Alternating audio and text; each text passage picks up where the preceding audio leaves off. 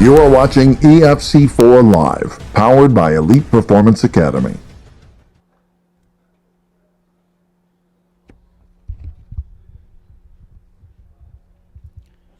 And we're live at EFC4.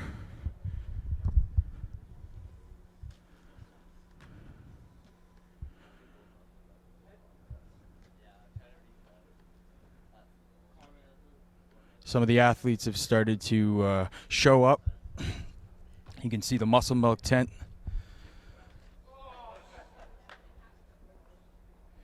And testing will begin at 10 o'clock sharp.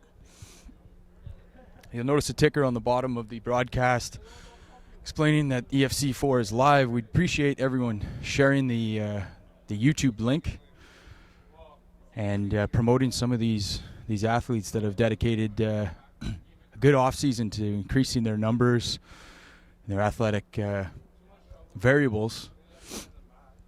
You can see I want to thank Muscle Milk Canada for being a part of Elite Performance Academy's events. It'll be interesting to see some of the numbers that come out of this. It really does give you a good idea of which players are training hard in the off season, which aren't, and it's a very good baseline for athletes to see if they're progressing the way that they hope to.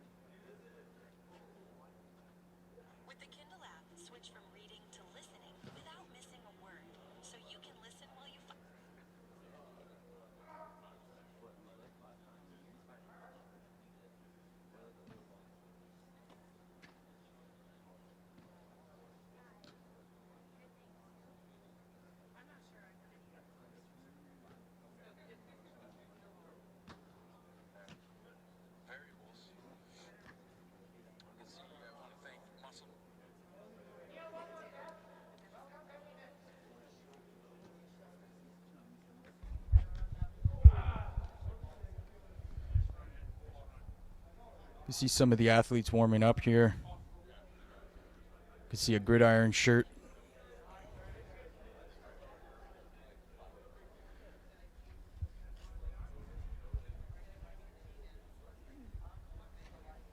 See Damian Gonzalez there. I had the pleasure of coaching him at the Bell Warriors last year.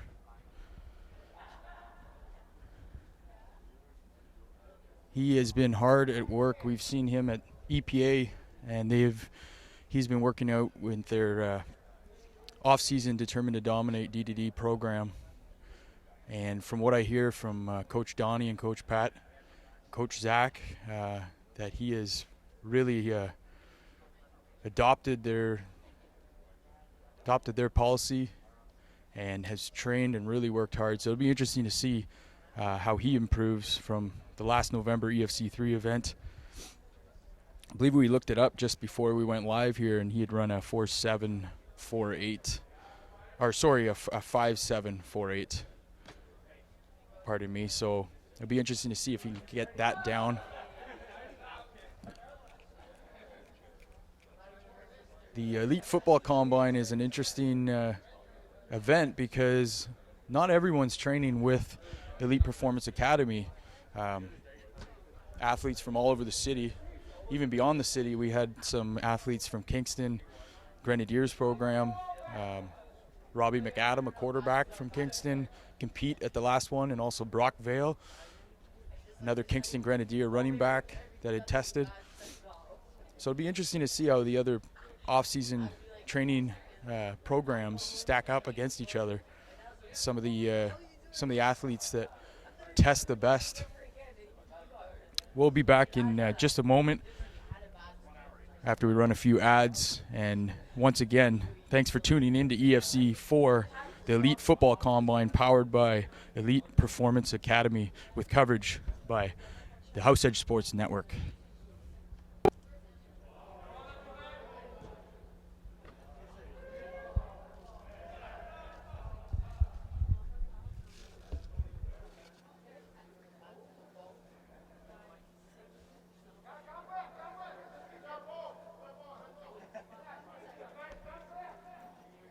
I think the one-shop stop is great. You're able to handle all the things we need for our athletes.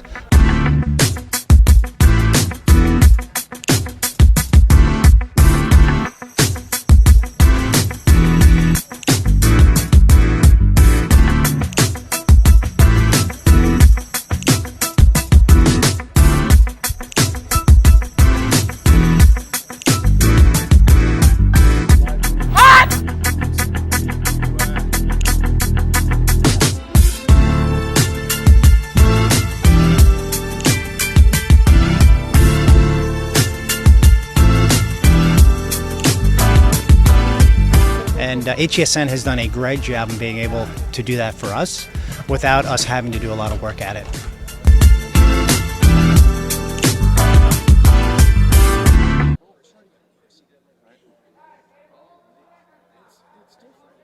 Yeah, I'll check it out.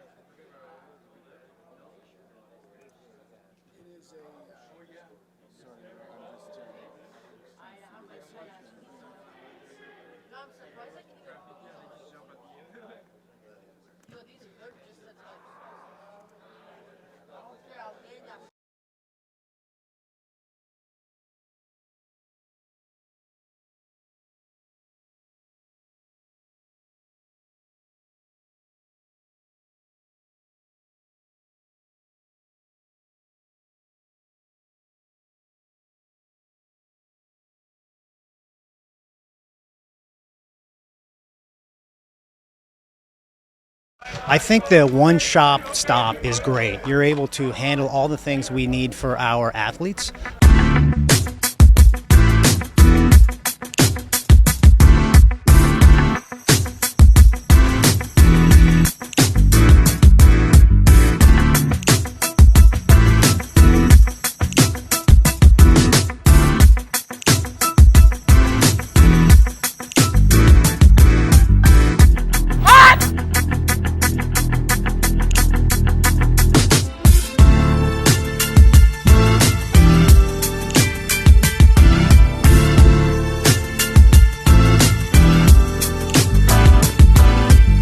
And HESN has done a great job in being able to do that for us without us having to do a lot of work at it.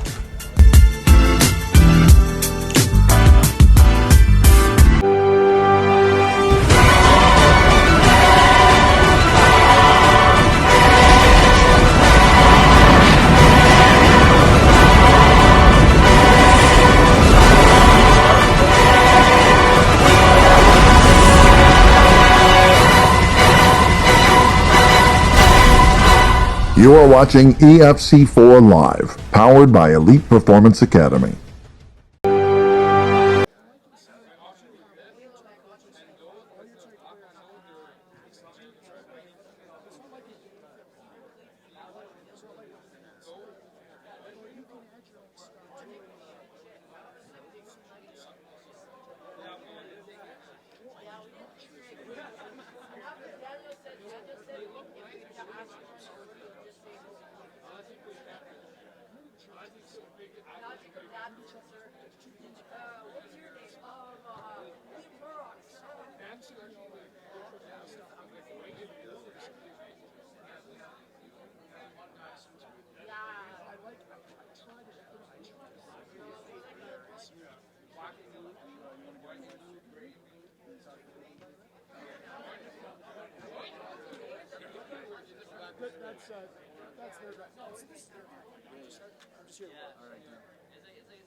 How you doing, man? Good, how are you? Good.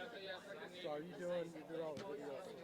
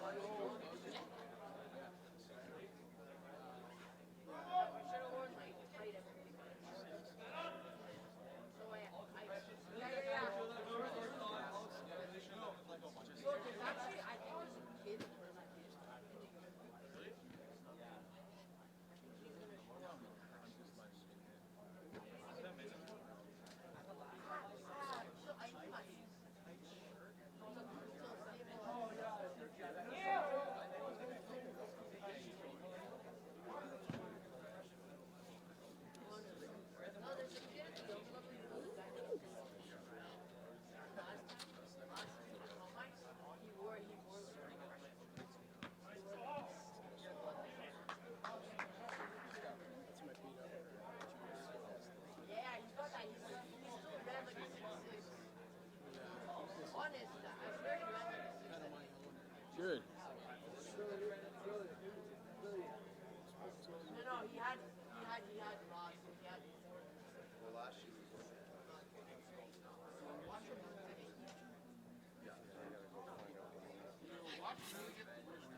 Probably will.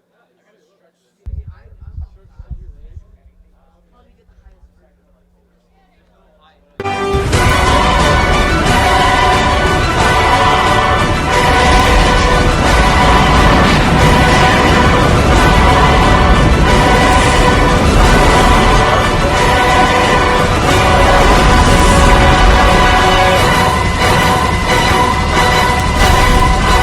You are watching EFC4 Live, powered by Elite Performance Academy. And welcome back. We're live at EFC4, the Elite Football Combine, powered by Elite Performance Academy. You can see quite a few more football players have arrived and are warming up.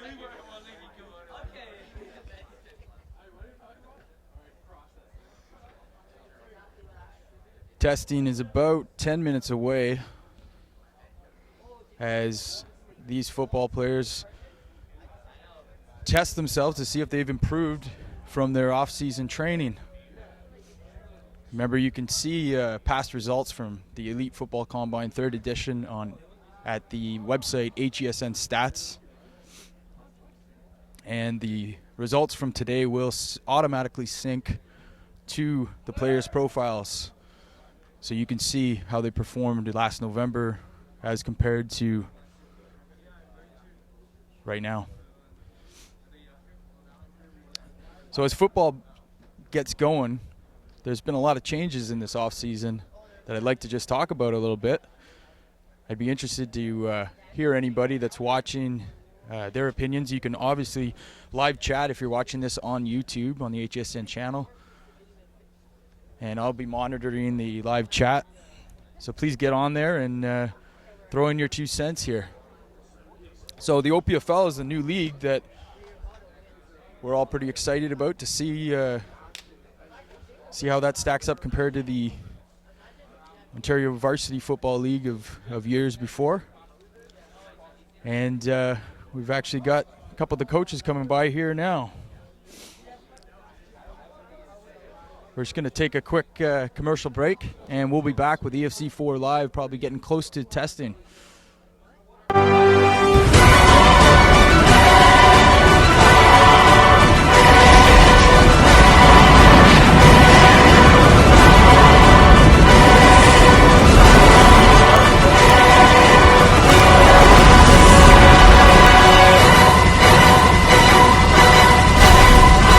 You are watching EFC4 Live, powered by Elite Performance Academy.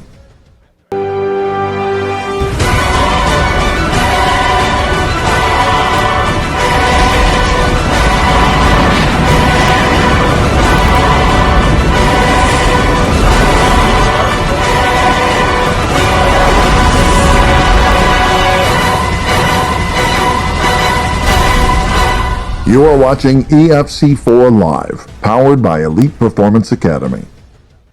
I think the one-shop stop is great. You're able to handle all the things we need for our athletes.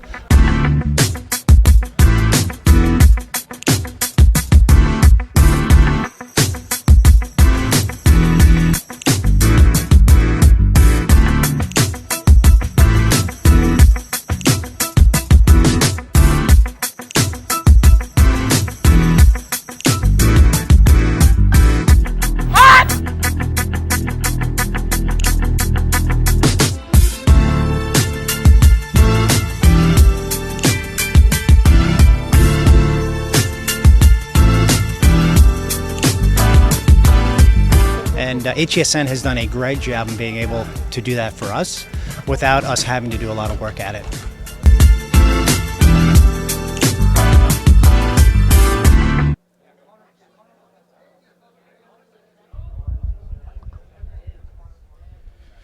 We are almost ready to start testing here. You can see Coach Donnie just doing final tests here and getting everything set up before he probably takes everyone on a warm-up.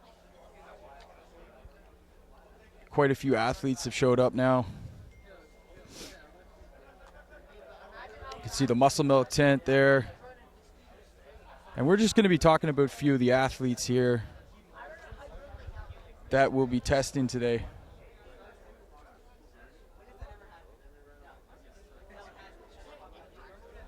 Once again, we encourage you to get on the live chat, put in your opinion, and let's talk a little football here.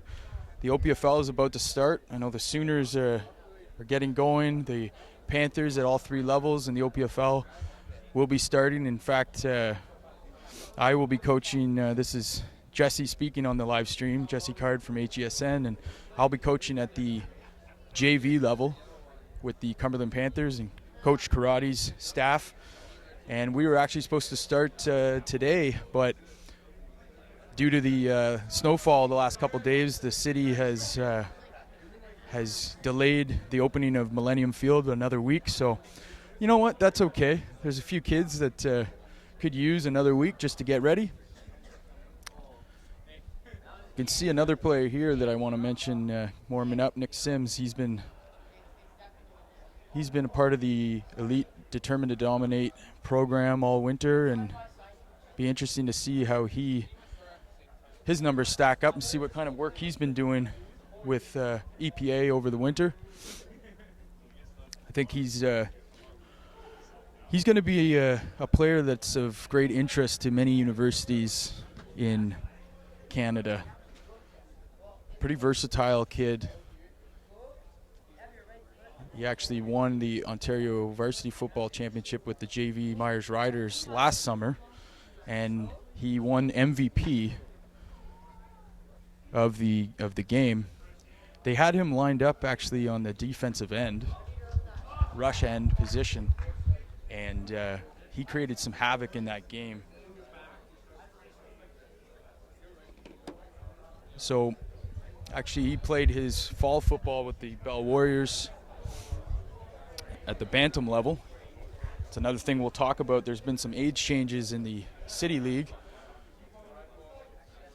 But he had another phenomenal year with the Warriors, was a leader of that team, and actually helped his defense and that team get to the A-Cup championship. And that team was in it right until about the third quarter, in which the Raiders the talent of that Raiders team just kind of took over, and they started to pull away from the Warriors, and eventually were crowned the A-Cup Bantam champions in NCAFA. But I believe Nick will be playing Sooners at the senior level for the Ottawa Sooners in the OPFL. You can see Coach Donnie Ruiz getting the athletes just about ready for their warm-up.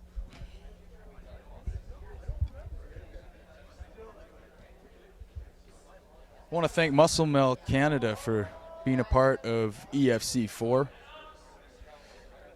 You know, Muscle Milk's dropped off some product for me in the House Edge Media office. We've got a little fridge in there, and And the stuff's pretty good, I got to tell you.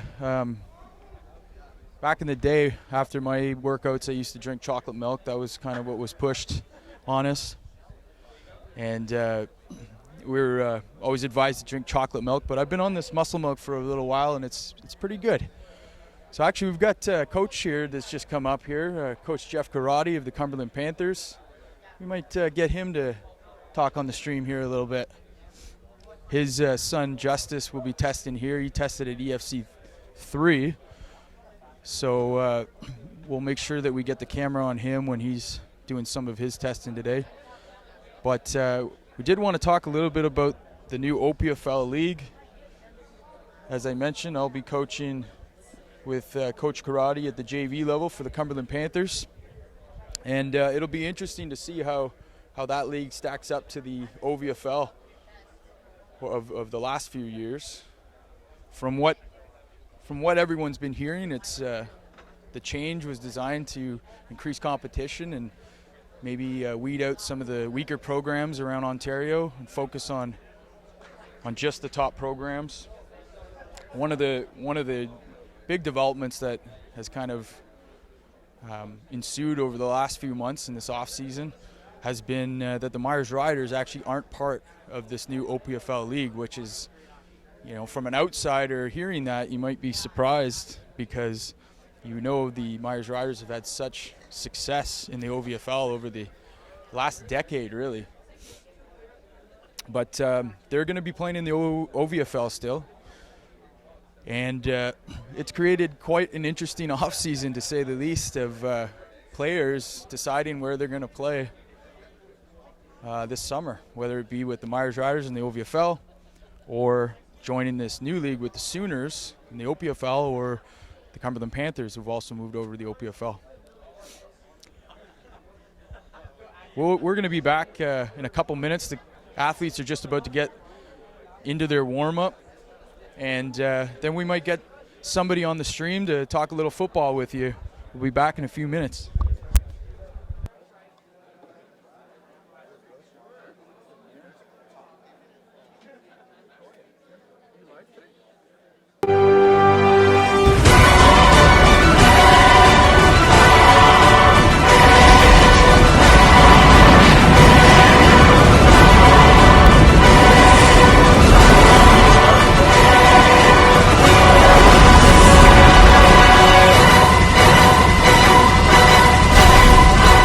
You are watching EFC4 Live, powered by Elite Performance Academy.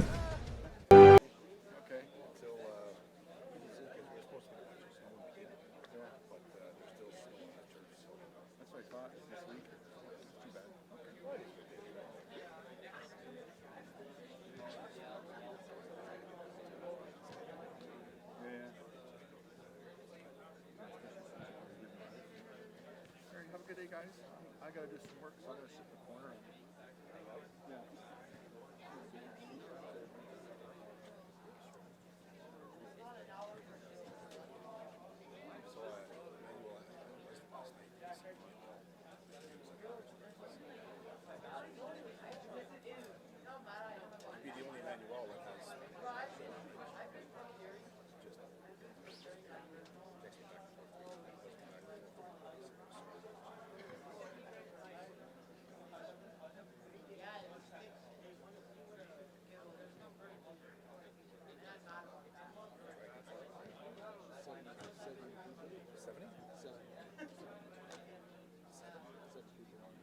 No, I meant here. Oh.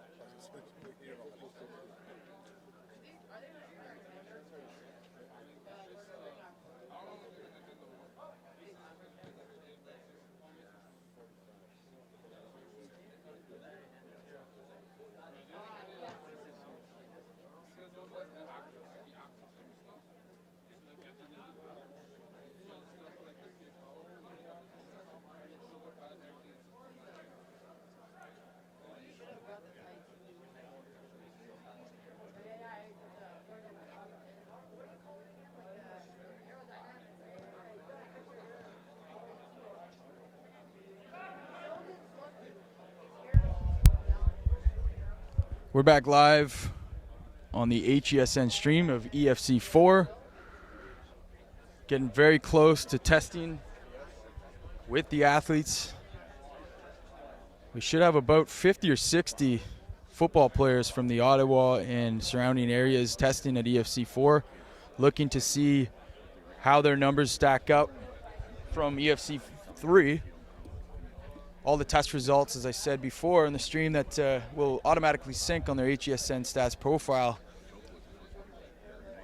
You can see Donnie's just giving the athletes the 5 minute warning here. Exactly. It seems they got other stuff going on. They're dependent on this from their parents. You know, maybe they can't. Maybe their parents can't. I don't know the situation. You can see the.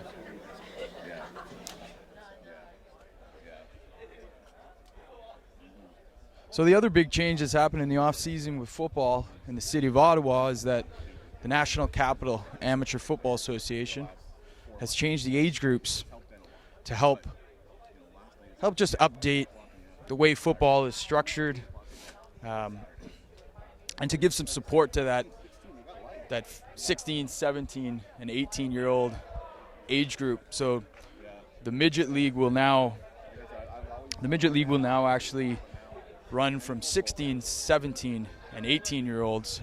And there's some exciting initiatives on the horizon, because what that age change does is it allows for better alignment with some of the other football leagues in the country, namely the QMFL, which is the Quebec Midget Football League. So there's some talk and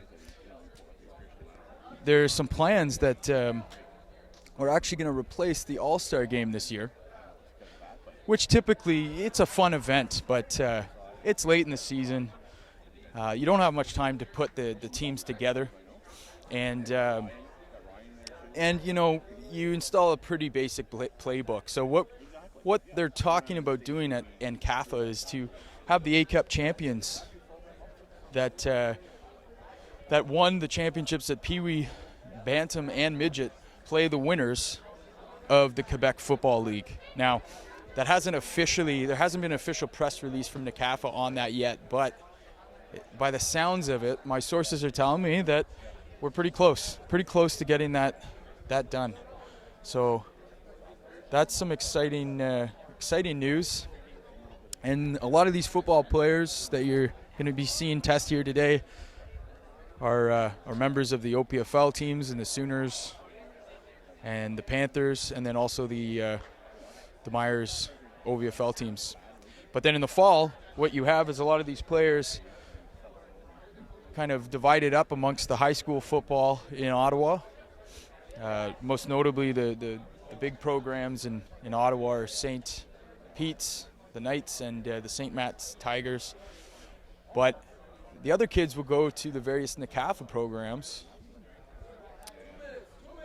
And there's a lot of debate on what the best course of action for these athletes are. There's a lot of talk about a lot of football being played in Canada, and some of those issues being sorted out by by Football Canada, the Ontario Football Alliance, and then the leagues themselves. But at the end of the day, everyone involved with this game of football love the sport, and between the off-season training and the sport, you know, the important thing is that kids are playing football, and we're growing the game. And we're bringing a little bit of exposure here to another element of the game, which is the off-season testing, the time when you can dedicate yourself and get better, make yourself stronger, faster, quicker. And of course, the premier place to train is Elite Performance Academy, with the guidance of Coach Donnie Ruiz and Pat Woodcock and their staff. I also want to mention here that this is being live streamed on YouTube, and we would encourage everyone to get on the live chat, talk a little football with me today, and also share the link. Share the link on Facebook, tweet that thing out, do an Instagram post of it, tag your football buddies, and let's get this thing out there.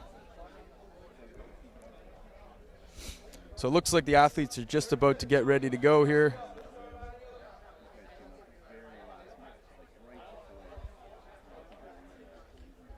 And we're just about to get on our way to EFC4.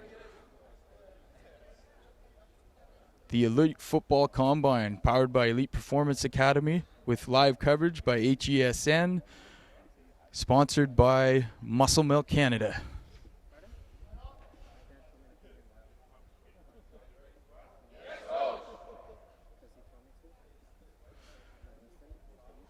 What I find really interesting and neat about these EFC Elite Football Combines is that you've got a bunch of kids from different training facilities. You can see a gridiron shirt there.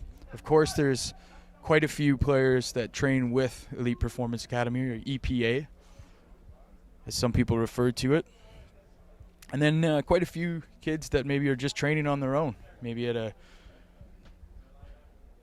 Good Life or Snap Fitness, what have you.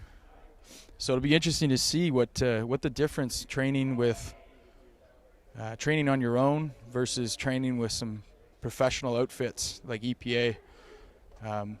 You notice got Dante Blizzard, you see there, Cumberland Panther.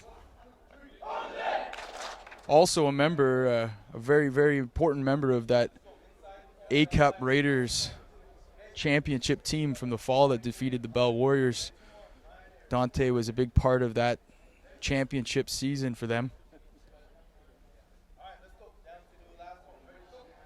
So the athletes getting their warm-up in. You know, these combines, as important as they are to get a realistic reading on where you are athletically. I mean, these athletes spend a ton of time in the gym improving themselves, and it is such a valuable tool to be able to see what the actual numbers are. And I'm not talking about hand timing, where it really is at the discretion of a coach if he's trained on the time or not. I mean, what we have here at EFC is sports testing equipment, which is the same stuff that the OHL Hockey League uses, the CFL. So what they're going to get is a realistic snapshot of what their athletic measurements are. And they can take that with them. They can train with a professional outfit like EPA or wherever it is that they go, and they can come back in about 4 months and see what all that work did.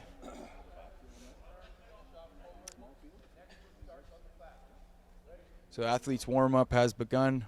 It's important to get a good warm-up in so that when you're exerting yourselves in these tests that you don't pull anything.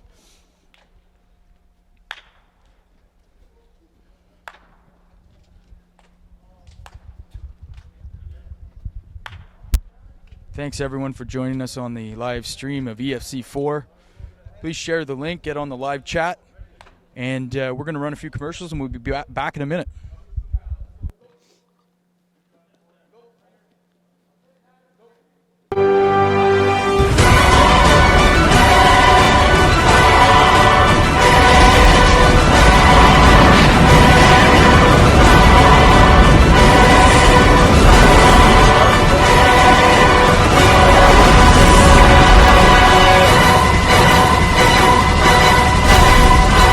You are watching EFC4 Live, powered by Elite Performance Academy.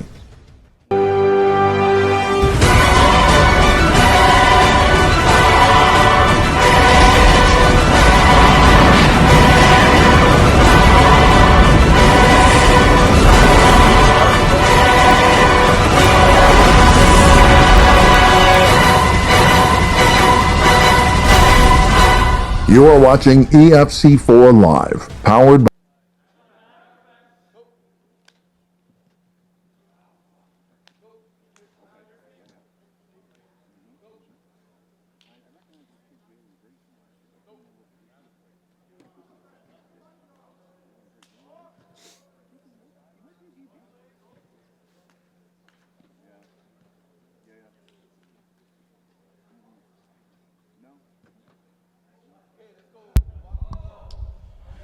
And we're back with EFC4 live on the HESN YouTube channel. We encourage you guys, share the link. We're going to be talking about some local Ottawa football players all day that are testing here at EFC4.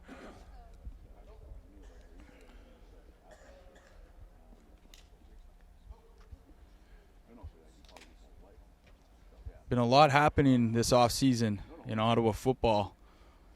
Perhaps the most in years. Another player here, Aiden Ross, who's been, I think he's tested from EFC1 right through 4. Aiden recently signed with the Carleton Ravens football program. So a local boy staying local. He has been training with EPA for a few years now, and as a defensive back and a kind of a tweener Sam linebacker, cover linebacker, he's got some good range, good size on him. And Carleton's hoping that he can contribute right away, whether it be on special teams, learning from some of the great defensive backs they have at Carleton. Tunde Leckie, as I'm sure you know, tested off the charts at the CFL Combine just a little while ago, a couple weeks ago, I think. One of the best return guys in the country. Another local guy. I think he played with the Raiders and the Myers Riders growing up. So we'll see where he lands. I'm sure that he will be drafted in the first couple rounds. And obviously the defensive back coach at Carleton, Sean Hall, just a fantastic individual. He's going to be able to coach Aiden up quite nicely.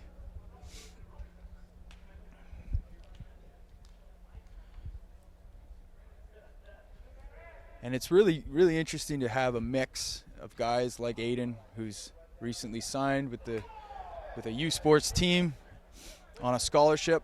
And then you've got a lot of kids that are aspiring to do exactly that themselves in the coming years. You can see we talked about Damian Gonzalez. We've got Robbie McAdam, who's been training with Ron Raymond over the offseason at Capital QBs. He's going to be with the Grenadiers this summer in the OPFL. It's one guy to watch. You can see Brock Vale, his counterpart at the running back position.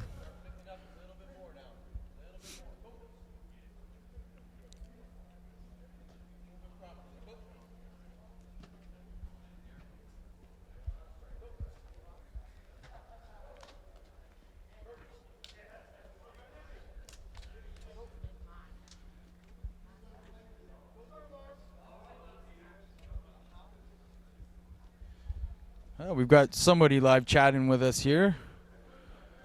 Mia saying it's so cool that you're live streaming this.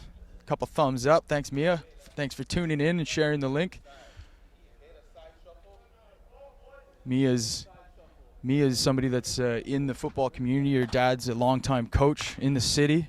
And actually, Mia's doing a co-op at House Edge Media right now, doing a fantastic job. We look at, if we go to some of the leaders from EFC3, we'll just go through some of the list here as the players warm up.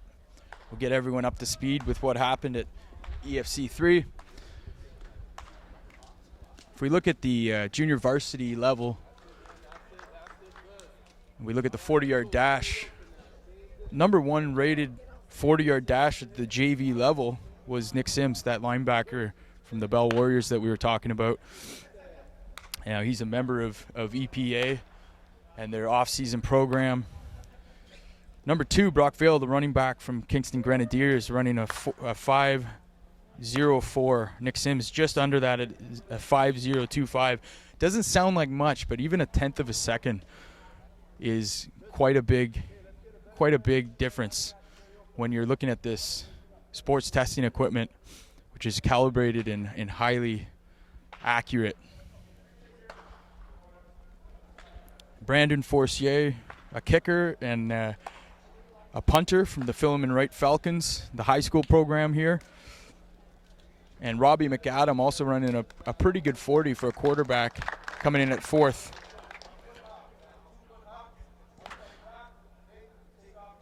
If we go to the younger group of the junior football, at EFC3, you had the 40-yard dash. You had Nick Fairweather at the defensive line position out of the Orleans Bengals football program, running the best 40-yard dash at that age group.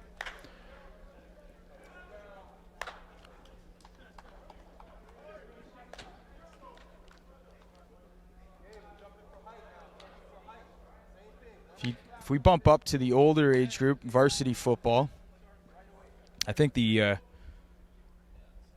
Cade Wykes, defensive back and wide receiver from the Thousand Islands Pirates, ran a 4.82, which I think was the overall best 40-yard dash out of all groups. I'm just going to try to confirm that. Now all these numbers can be investigated on HESN stats. Yeah, the best 40 time of EFC3 was Cade Wykes, who's also trains with Elite Performance Academy. They're working on that speed all season long.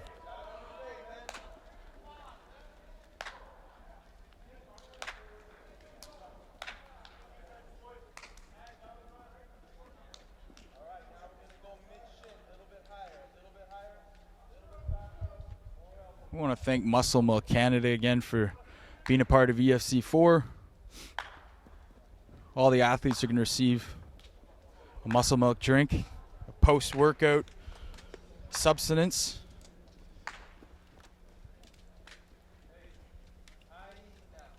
Now the results from EFC4 should be live and ranked next week on HESN Stats website.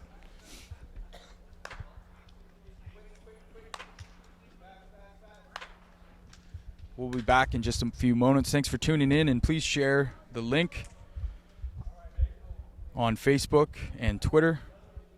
Tweet this out, and let's get some exposure for some of these athletes testing today. By Elite Performance Academy.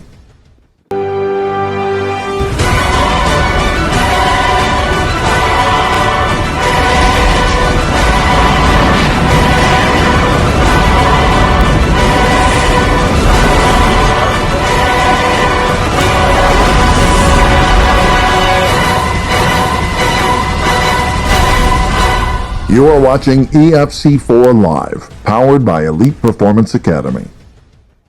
I think the one-shop stop is great. You're able to handle all the things we need for our athletes.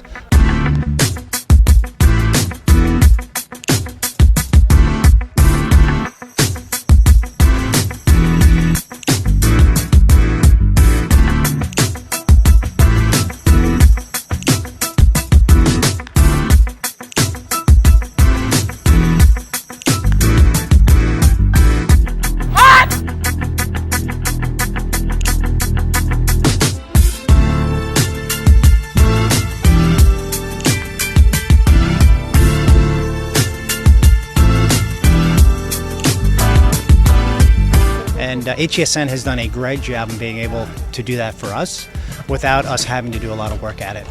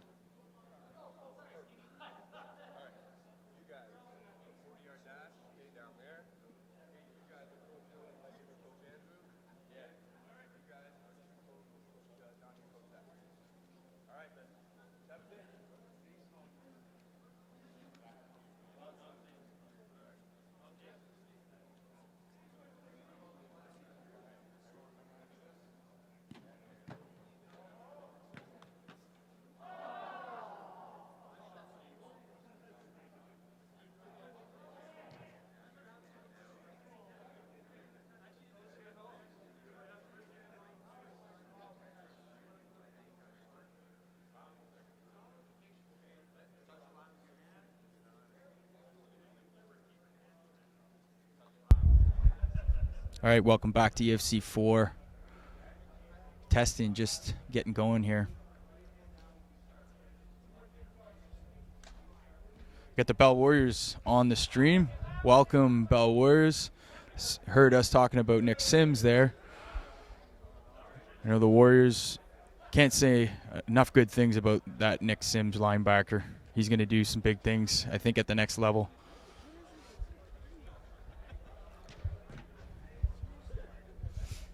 Thanks for joining us at EFC4, the Elite Football Combine, live from Orleans, Ottawa, Canada. You can see one of the smaller athletes getting ready for the shuttle test. Rob Ham helping administer the shuttle test. And we've got Robbie McAdam up.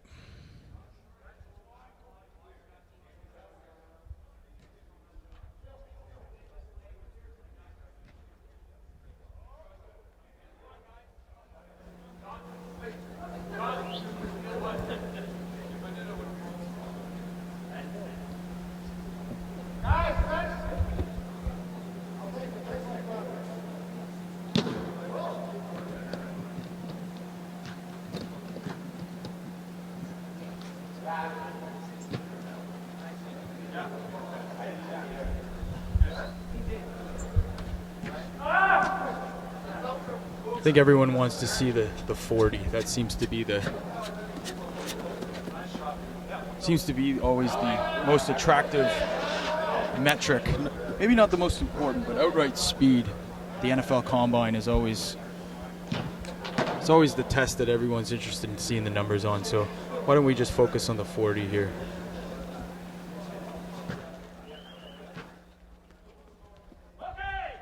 See the athletes running down. Nick Sims just ran. Now, forgive me, I might not know the names of all the athletes here. If you guys know who it is, please type it in the live chat. We'll be sure to get their name spoken. There's another athlete gone. That player is wearing an OVFL Cornwall Wildcats shirt, so you can see we've got players from Cornwall testing. Players from all over the various programs in Ottawa. And here goes Sheldon Desmere, Bel Air Norseman, who's also been training with EPA all winter, so it'll be interesting to see how much he's improved going through that training with them for the last 3 or 4 months.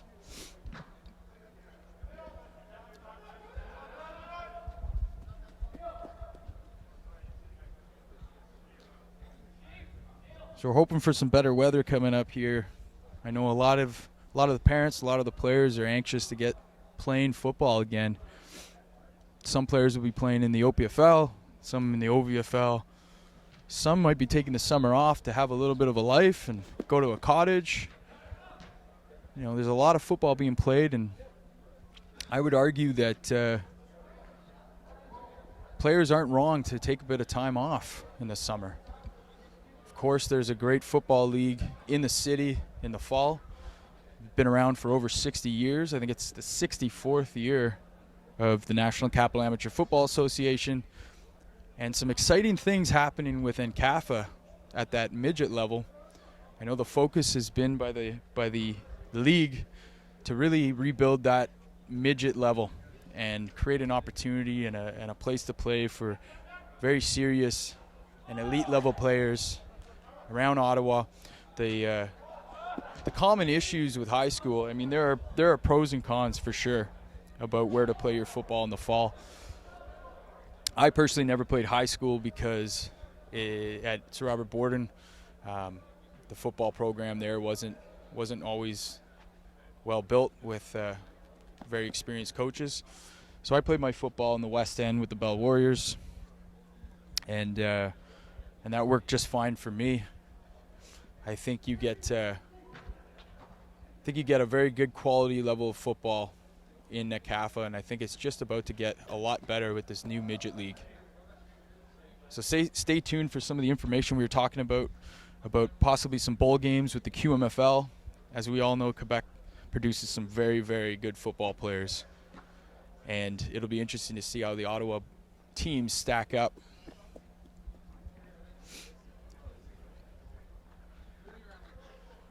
We've got that rangy defensive back that's just signed a scholarship with the Carleton Ravens, ready to run his 40.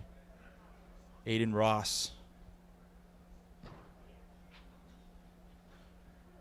Aiden, of course, comes from the Orleans Bengals and Cumberland Panthers programs. Played his football last fall with St. Matt's Tigers.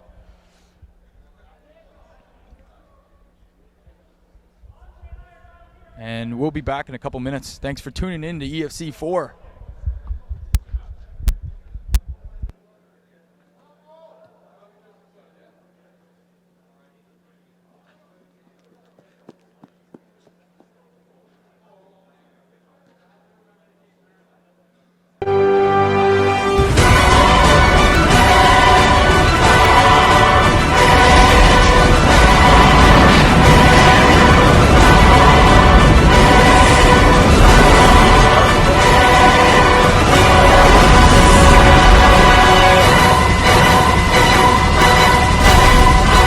You are watching EFC4 Live, powered by Elite Performance Academy.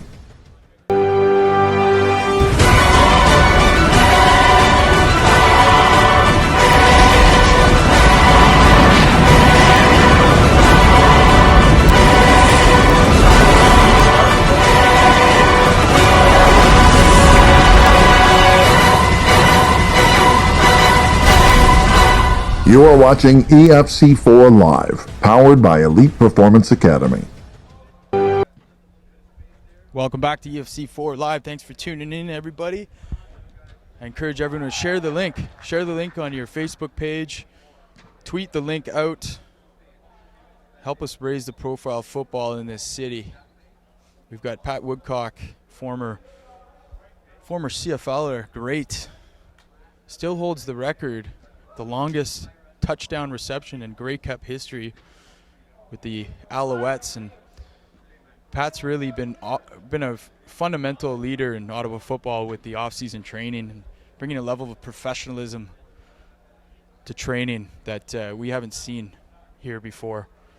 So shout out to Elite Performance Academy. They do great work with the athletes in the off-season. Nick Sims ready to run his second 40 time here.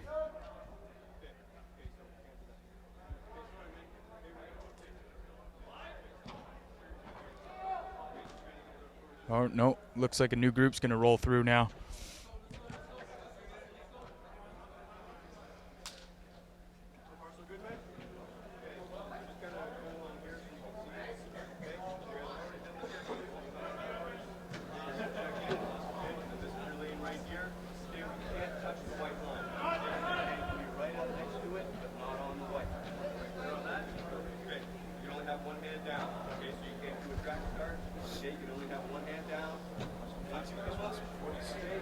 So I think we're going to have Coach Jeff Karate join us and talk a little football here as we watch the 40. Looks like Coach Woodcock's just explaining how to properly run the 40, but welcome to the stream, Coach. Hey, how you doing today? Good turnout? Pretty good turnout, yeah. So we want to talk a little bit of this OPFL business. I was saying on the stream that maybe that we've had maybe the most amount of changes in Ottawa football condensed into an off-season perhaps in ever. The age changes at NCAFA with the midget league trying to rebuild itself and going up to 16, 17, and 18, the 19-year-olds not having a place to play in NCAFA anymore. The junior team, the Ottawa Sooners, that came back the last few years with a big uprising, and talk about junior riders coming into town now, and of course the OVFL having a big mass exodus into the OPFL and the Cumberland Panthers, where we're going to be coaching. So maybe just talk about what your take on all the changes are, and why did all these changes happen this year? You know what? What it's done. It's given kids a little bit more opportunities to play. Obviously, the OPFL I think was a great move because it took all the powerhouses, with the exception of Myers. We all know that Myers' success speaks for itself. Obviously, them not coming over is a bit of a shock, and staying in the OVFL, it strengthens the OVFL because it makes them a legit provincial league because you need Ottawa teams. But do you see Myers just running the table in that league now? Like, not that they haven't already in many cases, but it would always stack up with a pretty good championship game, whether it be London or Cambridge playing either the Panthers or the Riders. But do you see that league just being really, really lopsided with Myers being in it? Well, here's the question: is that it's traditionally been Panthers East, Myers West since the beginning of time in the OVFL, which has been many years. Myers has had an awful lot of success, as have the Panthers. So we've done it with the East, they've done it with the West. So what they're doing now is they're taking that that Ottawa West structure and dividing it into two.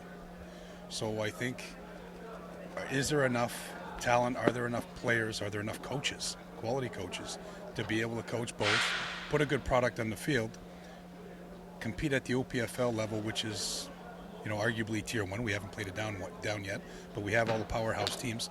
Can they take some of those kids from Myers who have been successful, compete in the OPFL, and what's that going to leave Myers with to compete in the OVFL? And is that going to be better than what the OVFL has on their rosters and that in the rest of the province? So it's going to be interesting to see if all that can happen. The one good thing about it is the Panthers keep what we have. We're the East team. We've always been the East team. We're going to be the East team. And, those guys have been duking it out for players and coaches. There's been a lot of stuff going on. But can they both compete in their respective leagues with essentially splitting things in half?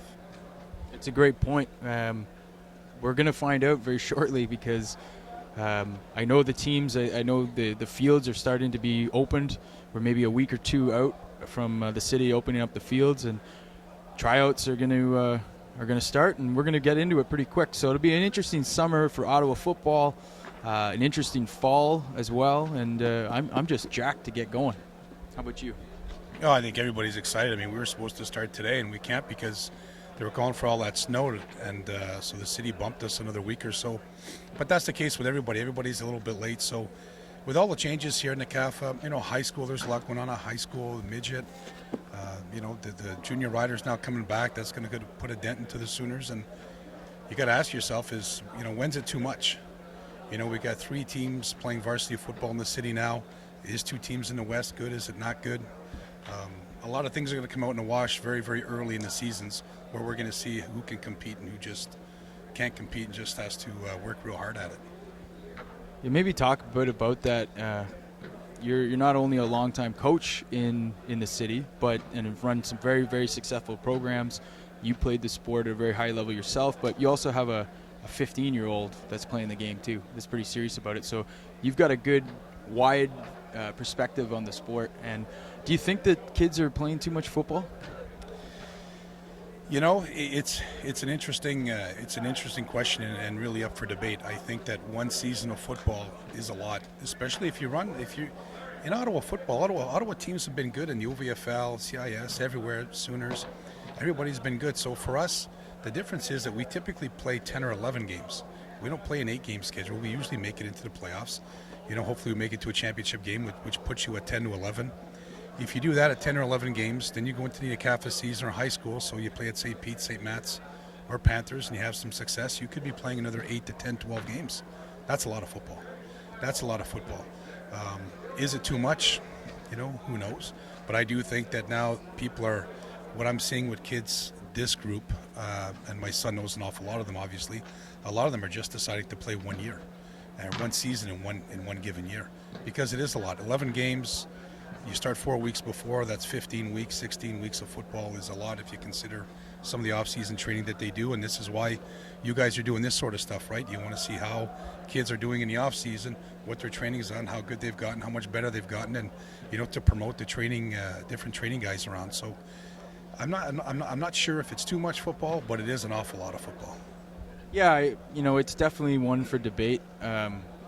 I hear about Football Canada is kind of stepping in and doing some things that I think might help The 72-hour rule, was something that's been in place for a couple of years, but not enforced very well, and it's difficult to enforce. But what they have said now, starting I think effectively immediately, is that you can't have concurrent seasons, which I think is a very important step in the right direction. Where what that means is if you play high school, you can't play on your fall NCAFA team, or conversely, if you play on your NCAFA team, you can't play high school, and that will at least eliminate 2 seasons going on at the same time, which I think is an important step. But I agree with you, Jeff. I don't know if it's too much football, but I think putting all your resources into one really strong program, having a very good league and a good league, and then maybe doing some of these, dedicating more time to the training might be the answer moving forward. Yeah, as far as our programs go at the Panthers, we've never allowed on our team for kids to play both. I don't think you can play high school football, practice, go home and grab something quick to eat, throw it down your throat, and then come to a Panther practice and play 2 games within 72 hours. It's just not realistic. I mean, from the injuries perspective, liability, all that sort of stuff, you can't do it. It's just you can't do it from safety alone. You just can't do it. So it's good that they've actually brought that into play again, because it used to be. Before, you could not play NCAFA and you could not play high school. It was just one of those things. But the other thing is kids are going to university at a younger age. Universities are carrying bigger rosters. They're developing kids more than they ever have. There's much more money going around. So it's a step in the right direction. Now Football Canada is paying attention. I mean, the OFA is paying attention. The high schools are starting to pay attention. But we just got to get rid of the selfishness where everybody wants to win and everybody wants to be the best and everybody's looking out for their own best interest. And we just have to put rules in place, and it's simple. Just follow them. If a kid cannot play 2 games in 72 hours, where do you put the liability? Is it your responsibility as a coach on Sunday to ask a parent if the kid played on Friday and the parent tells you that he didn't when in fact he did? Or the referees, if the referees know that a kid got hurt on a Friday and is playing on Sunday, are they liable? Where does that land? If we all follow the rules, we don't have to worry about stuff like that. You just follow the rules, say, listen, you cannot play 2 games in 72 hours. You shouldn't be playing 2 games in the same week. That's why we have these other stuff being put in place. The Americans now say in their Pop Warner football that you cannot have contact more than a third of your practice. And with the contact, you cannot be more than 3 yards apart. That's a real good rule. And it comes down to training. I mean, you put these rules in place. It's one thing to draft these rules, but if coaches don't really understand them and they don't know how to implement them, like what does that mean? A third of the practice. How do I break up my practice plan so that I'm falling within those guidelines? I think I will say that the heads up football and the safe contact programs have been great, and I know we've got a ways to go to roll those out more regularly, but we saw Rob Ham earlier here administering some of these tests. He's kind of the leader in Ottawa of running these safe contact programs, and we've just got to get the word out to coaches. Like you said, I think we've got to get on the same page first, and I think the game will continue to grow, and there will be opportunities for kids to play this game. Yeah, and let's be honest. I mean, the days of the big hits, the NFL did it, right? The NFL said you cannot hit in the head, and they started to give out big fines, like in the hundreds of thousands of dollars. And you've seen the stars in the NFL had issue with, and they had trouble with it. But what's happened is they created the culture where you're not allowed to hit in the head anymore. You're just not allowed to do it. So they took care of it their way because they're hitting guys in the wallet, which is what you have to do with guys that are making millions of dollars and some guys not making millions of dollars. It worked. So here, we just have to make sure that we all agree that football is about how to do things. It's about getting better. It's about training. It's not about knocking guys out. It's not about the big shot anymore. If a guy's going to go tackle somebody, fundamentally, you have to know how to do it. And that's what you have to coach and practice and teach the kids. It's the how to do it. I mean, big hits are going to happen. It's a collision sport. It's going to happen. But that's not the big thing that happens anymore. And I think one thing I can say about football in the last 4 or 5 years, it has cleaned up an awful lot. We don't see those crackback big TSN highlight, hits a lot. And you see fundamentally, you see coaches with having to take these clinics and take these courses, having to be certified. It's working. I've seen, you see teams that fundamentally just know how to block, tackle, throw, catch, run, kick. they really know what they're doing because the coaches are taking the time to teach the stuff that fundamentally just makes you a better football player. That's a great point, Coach. We've got Brock Vale, Kingston Grenadier, getting ready to run his 40. You're seeing a few kids from outside the city coming to test. So here you get an opportunity for Brock to compare himself against some of the other running backs in the Ottawa area. I know Brock's going to be playing in the OPFL league, and coming up next is his quarterback, Robbie. Or maybe they're done, this circuit's done. We'll move over to the shuttle, or the pro agility. And we're going to take a quick commercial break, and we'll be back with EFC4 Live.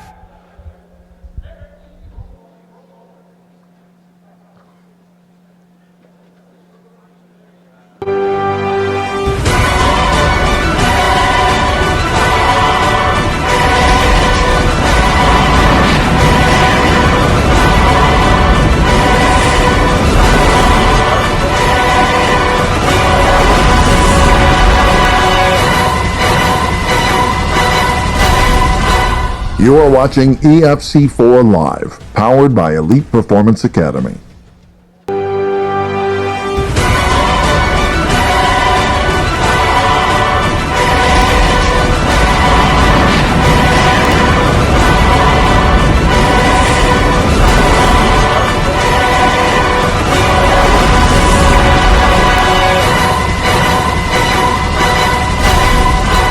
You are watching EFC4 Live, powered by Elite Performance Academy.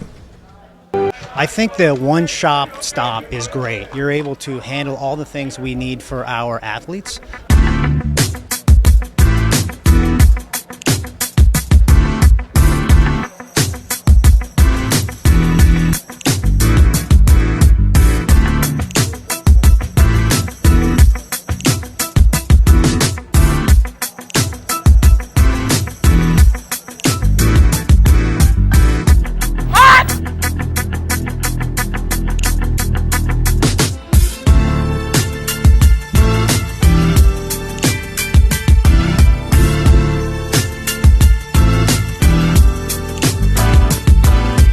And HESN has done a great job in being able to do that for us without us having to do a lot of work at it.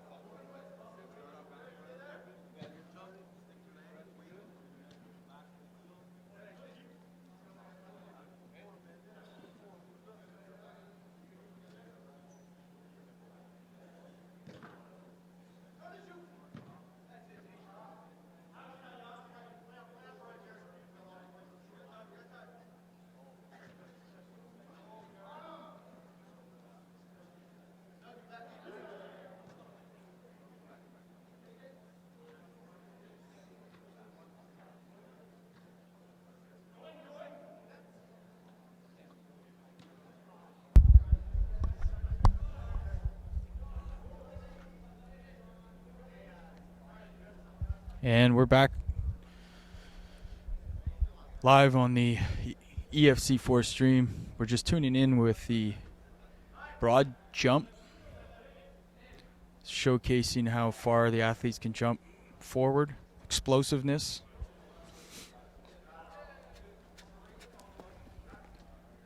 It's really going to be interesting to see next week.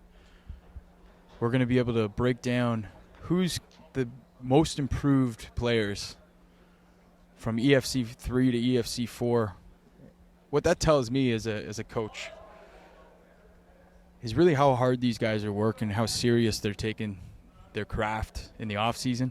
It's so easy to kind of tune out, play video games, not eat properly, and I think that informs the numbers. The players that are really working hard are going to see a natural improvement incrementally over time, and it's going to give them validation that they're doing the right things.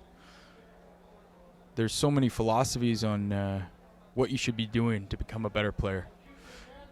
You talk about a lot of kids having the desire to go play in the U.S., and there are coaches out there that claim to do just that, help kids go to the U.S. And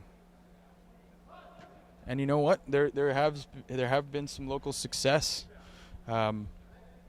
Patrice Rene, Michael O'Connor, and then a long time ago Jesse Palmer. But there's really no empirical data to say that there's a direct route to do that, whether it's 7-on-7 or if it's going to these camps and combines in the U.S.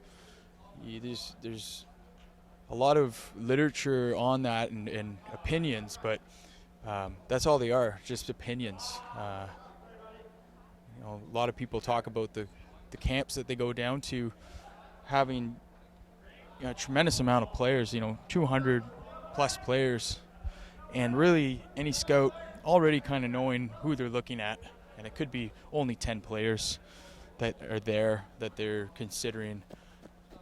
And parents are spending a lot of money to go down to these camps, and we just don't really know how successful these are. How important is it? The question should be asked, how important is it just to play football? Play football, learn the position, learn from the coaches available to you. And how important is film? And how much do coaches, both in Canada and abroad, look at film as a clear indication of a player's potential? These are all questions that I think there are a lot of opinions on, but we just don't really know.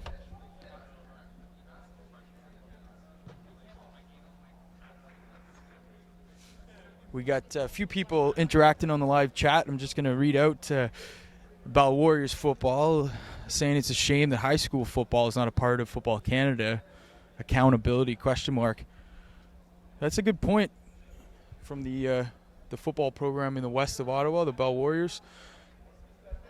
I bet you a lot of people don't know that high school isn't a part of Football Canada, which is the national governing body for the sport. And really what they're designed to do is to make sure that everyone nationwide is adopting the latest and best practices of player safety. Makes you wonder, how safe playing high school football is, how qualified the coaches are. It's definitely a topic for a podcast, I believe. You're watching the 40-yard dash.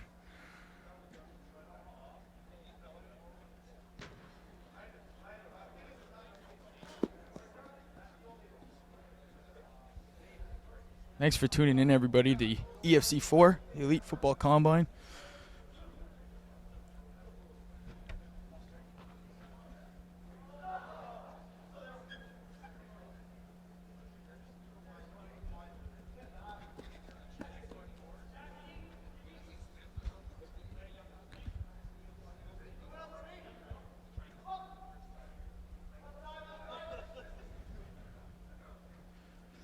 Gonna move the camera over to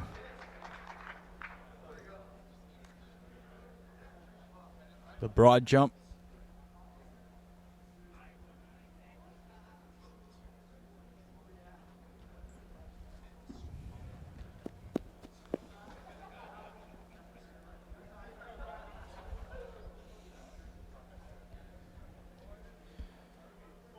So we got a Gridiron Academy athlete there, just finished his jump.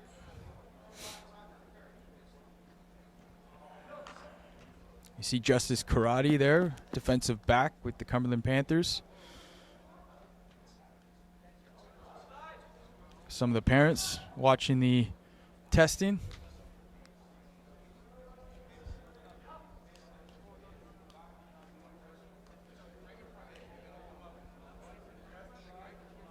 It's interesting to look at an event like EFC4. You know, it's as close to the NFL Combine that I've seen. The equipment being used here is Sports Testing Incorporated. They're out of Toronto, and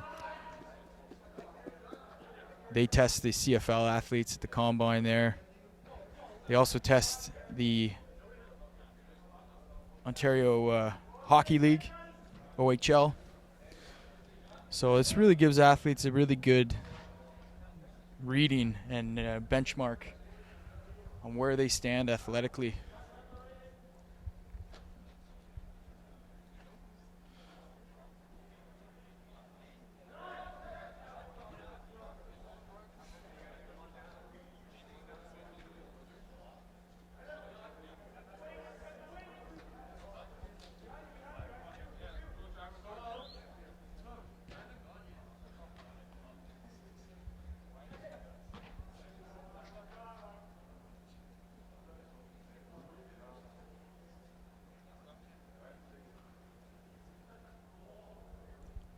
We got Aiden Ross running another 40 here.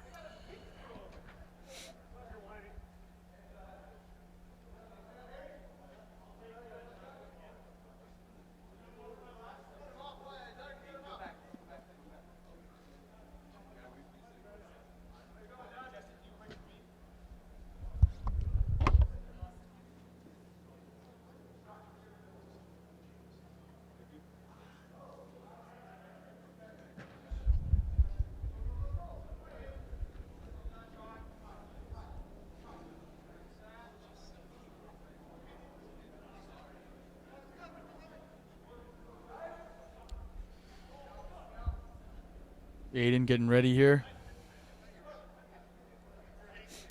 Pretty good form from what I see. You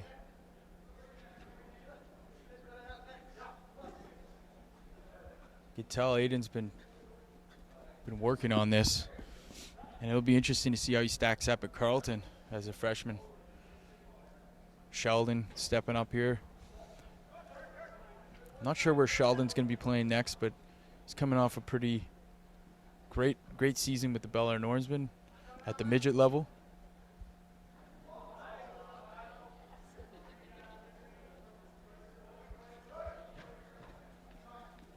And I'll tell you, he's looking strong. I think Sheldon has been putting the work in this offseason. He's going to be fun to watch wherever that is next.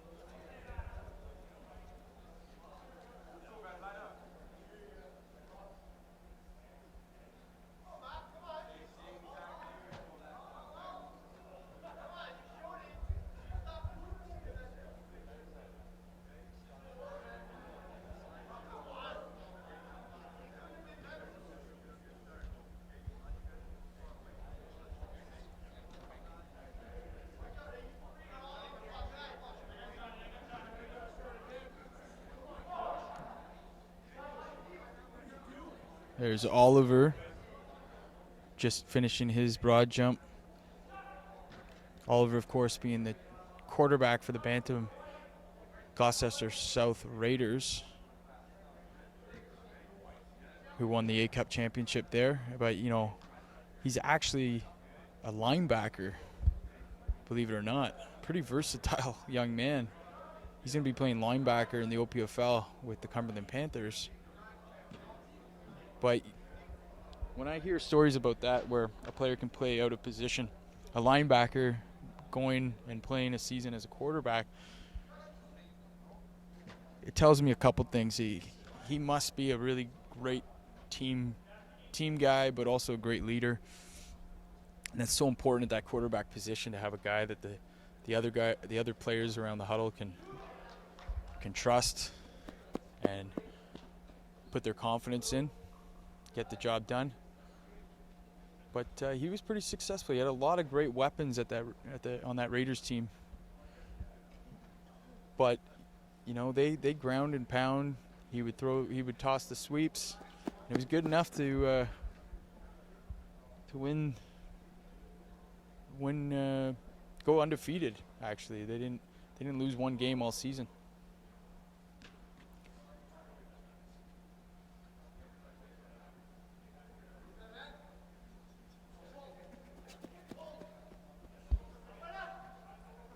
You see Austin Purdy there, who's been training with EPA. We've been over to the Elite Performance Academy facility a couple times this winter, and he has been putting the work in. I think he's going to, he might be the most improved. We're going to wait and see what the results come back from this testing, but he tested at EFC4, and I think he was telling us that this might have been the first time that he really dedicated himself to training in the off season. So I think when you hear about somebody training for the first time and doing it with an outfit like EPA, we're probably going to see some dramatic improvements in his athleticism. And of course, it's going to be interesting to see him put all that hard work into a season. I think he's playing junior varsity for the Myers Riders in the OVFL.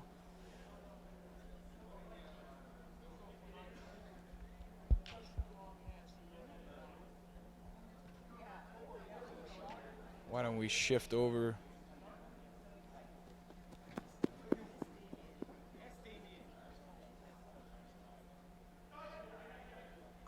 Nick Sims running his shuttle. Looked pretty good there.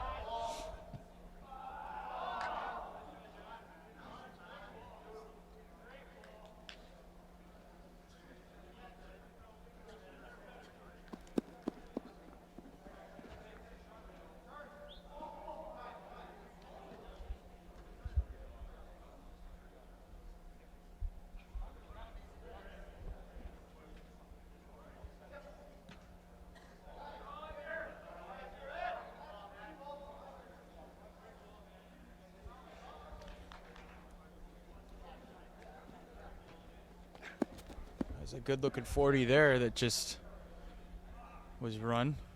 Not quite sure who that athlete is, but that looked like that would have been a pretty good time there.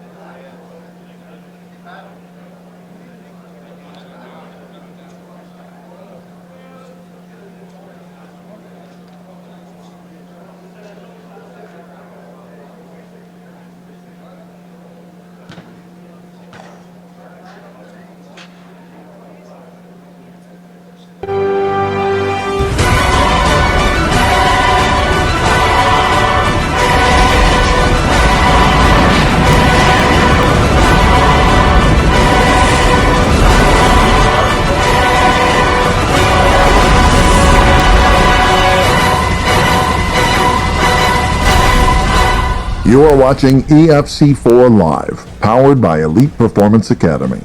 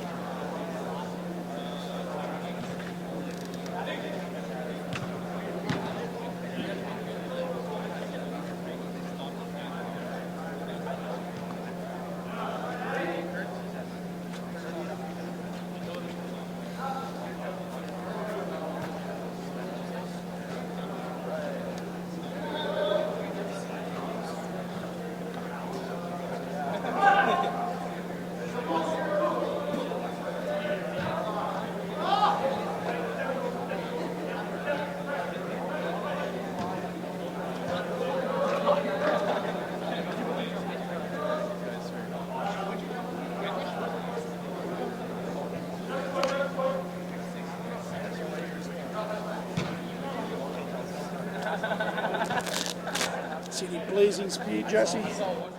Anybody blazing through here?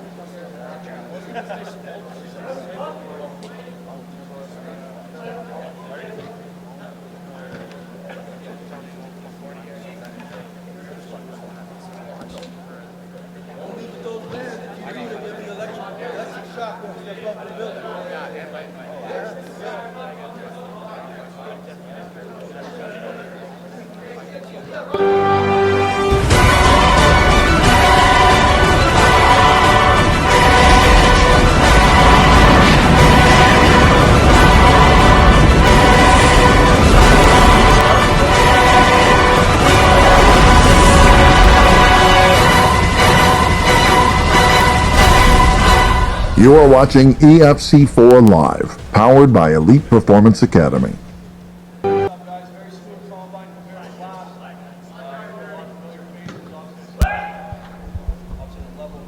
And that's going to wrap it up for EFC4. I want to thank everyone for watching on the live stream. And we hope to see some of these players playing football this summer and this fall. And thanks for tuning in at HESN.co. We'll see you next time with EFC5, and it's going to go probably towards the end of November. All the results can be found on hesnstats.co. So tune in next week to see how these athletes ranked.